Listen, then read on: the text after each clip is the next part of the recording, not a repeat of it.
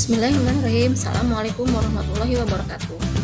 Kali ini saya akan menyampaikan koneksi antar materi modul 2.1 memenuhi kebutuhan murid melalui pembelajaran berdiferensiasi.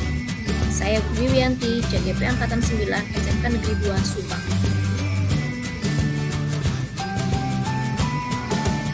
Pada pendidikan guru penggerak Angkatan 9 ini, saya didampingi oleh Ibu Hijrah Fitriani sebagai fasilitator dan Bapak Yosef Muhammad Kadafi sebagai pengajar praktik.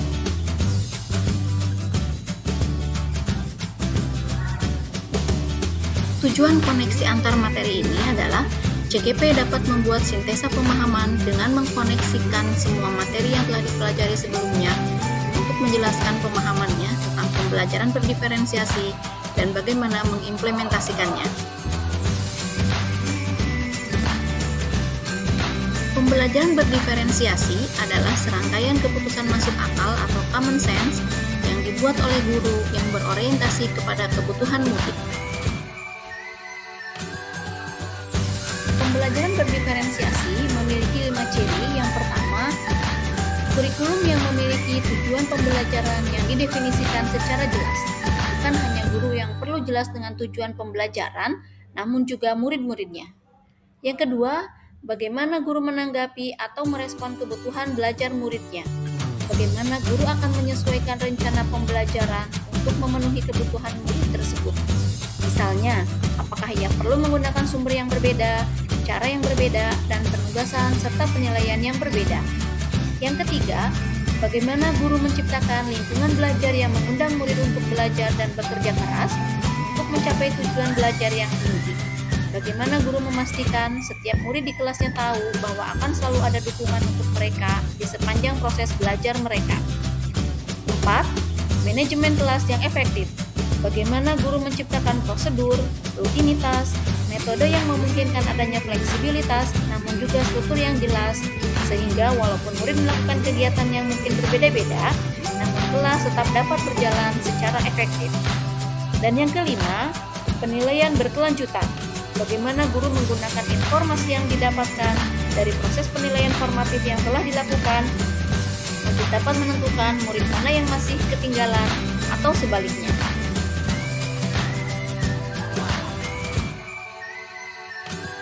Pembelajaran berdiferensiasi haruslah berakar pada pemenuhan kebutuhan belajar murid dan bagaimana guru merespon kebutuhan belajar tersebut.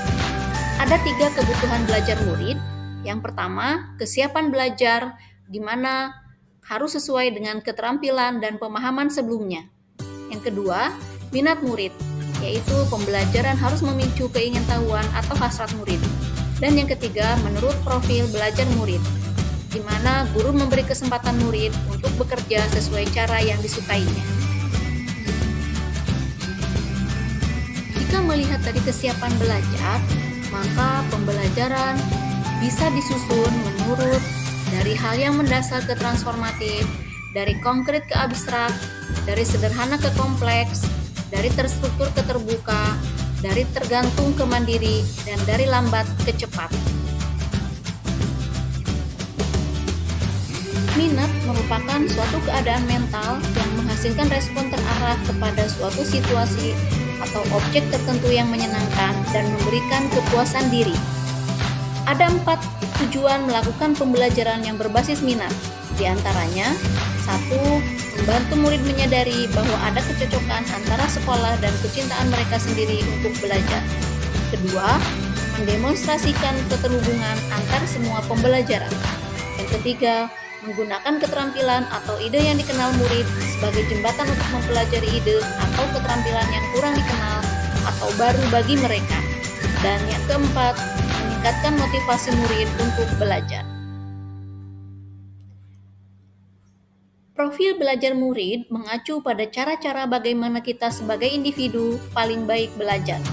Tujuan dari memperhatikan kebutuhan belajar murid berdasarkan profil belajar adalah untuk memberikan kesempatan kepada murid untuk belajar secara alami dan efisien. Sebagai guru, kadang-kadang kita secara tidak sengaja cenderung memilih gaya belajar yang sesuai dengan gaya belajar kita sendiri. Padahal kita tahu setiap anak memiliki profil belajar sendiri. Profil belajar murid terkait dengan banyak faktor, di antaranya preferensi terhadap lingkungan belajar, misalnya terkait dengan suhu ruangan, tingkat kebisingan, jumlah cahaya, atau apakah lingkungan belajarnya terstruktur atau tidak struktur. Yang kedua, pengaruh budaya, seperti santai terstruktur, pendiam ekspresif, personal, dan interpersonal. Yang ketiga, preferensi gaya belajar. Gaya belajar adalah bagaimana murid memilih, memperoleh, memproses, dan mengingat informasi baru. Secara umum, gaya belajar ada tiga, yaitu visual atau belajar dengan melihat, auditori, belajar dengan mendengar, dan kinestetik, belajar sambil melakukan sesuatu. Dan yang keempat, berdasarkan preferensi kecerdasan majemuk.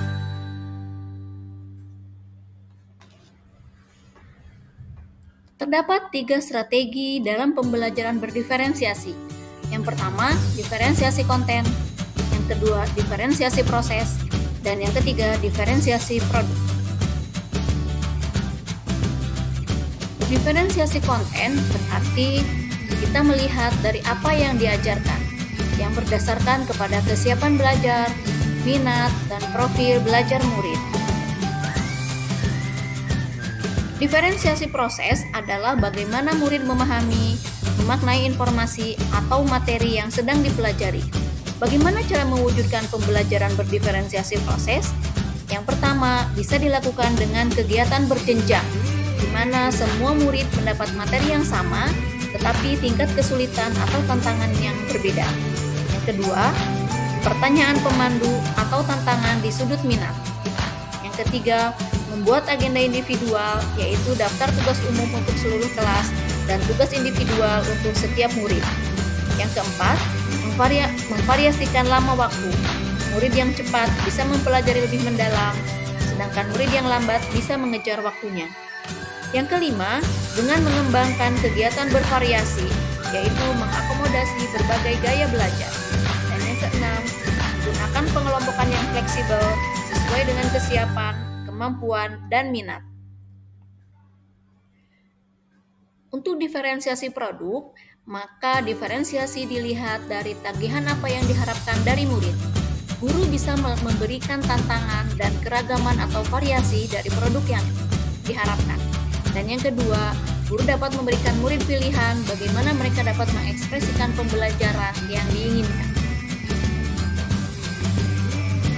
Untuk mendukung pembelajaran berdiferensiasi, maka dibutuhkan lingkungan belajar di mana setiap orang dalam kelas merasa disambut dengan baik. Kedua, setiap orang di dalam kelas saling menghargai. Yang ketiga, murid akan merasa aman. Yang keempat, ada harapan bagi pertumbuhan.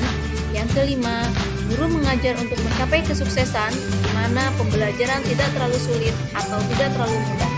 Yang keenam, ada keadilan dalam bentuk yang nyata. Dan 7, guru dan siswa berkolaborasi. Adapun koneksi antar materi dari modul yang telah saya pelajari sebelumnya, yang pertama terkait dengan modul 1.1 bahwa pendidikan yang ditekankan sesuai dengan filosofi Ki Hajar Dewantara, yaitu pendidikan yang berpihak pada anak, dan pada pembelajaran berdiferensiasi mengakomodir hal tersebut karena memperhatikan kebutuhan belajar murid. Yang kedua, terkait dengan nilai dan guru penggerak. Nilai dan guru penggerak merupakan bagian penting yang memfasilitasi pembelajaran, dapat berpihak pada murid, dan salah satu nilai yaitu berpihak pada murid. Hal ini selaras dengan pembelajaran diferensiasi yang dapat diimplementasikan di kelas. Yang ketiga, hubungannya dengan visi guru penggerak. Visi guru penggerak memberikan ruang kepada murid untuk dapat mengoptimalkan potensi dari minat dan bakatnya, sehingga murid dapat kuat dan mandiri. Salah satu metode yang digunakan yaitu pembelajaran berdiferensiasi. Dan yang keempat, hubungannya dengan modul budaya positif, yaitu budaya positif memiliki tujuan pembentukan karakter baik pada murid. Hal ini dipengaruhi oleh pembelajaran yang nyaman dan berpihak pada murid dengan memperhatikan kebutuhan belajarnya. Pada pembelajaran diferensiasi dapat mengoptimalkan hal tersebut. Demikian yang bisa saya sampaikan. Terima kasih.